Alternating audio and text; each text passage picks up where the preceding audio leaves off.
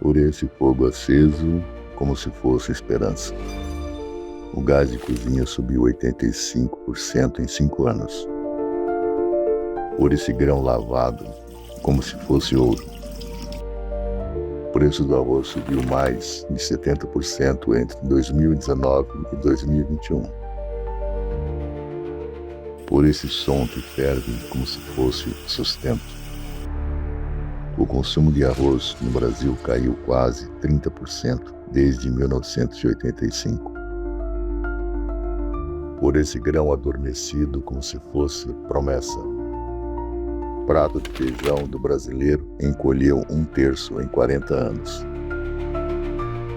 Por esse óleo escorrendo como se fosse vida. O óleo de soja é um dos itens que mais pressiona a inflação da cesta básica. Por esse brócolis fresco como se fosse raridade no prato. Mais de 40% dos legumes e verduras produzidas no Brasil se perdem no transporte e na distribuição.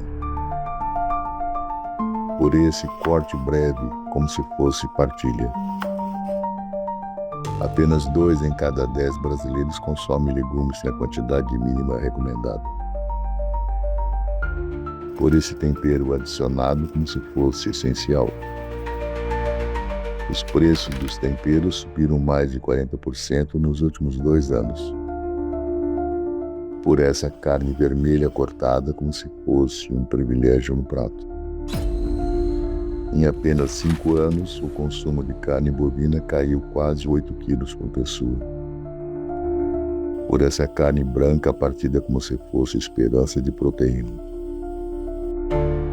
O Brasil é o maior exportador de frango do mundo, mas milhões não têm a proteína no prato. No país que alimenta o mundo, o prato cheio virou exceção, mas a fome, essa, segue servida todos os dias, quente, silenciosa e desigual. Por essa Constituição que fala em direitos, mas que se cala diante da fome. No país onde o direito à alimentação é garantido pela Constituição, milhões ainda abrem a geladeira e se deparam com o vazio. A escassez se esconde em armários que deveriam estar cheios. Enquanto uns desperdiçam, outros contam os grãos que restam. A fome não é a ausência de comida, é a desigualdade no prato.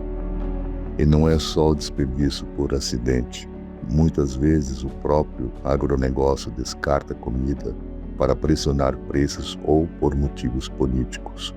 A fatura existe, mas não chega a quem precisa. Produtos que não alimentam de verdade são abundantes, mas o prato real permanece vazio. O preço de 1 litro de leite decide se uma criança dorme alimentada. A carne virou luxo e o pão fica mais caro a cada dia. A fome pode aparecer em qualquer lugar, mas é mais dura onde os direitos não são respeitados.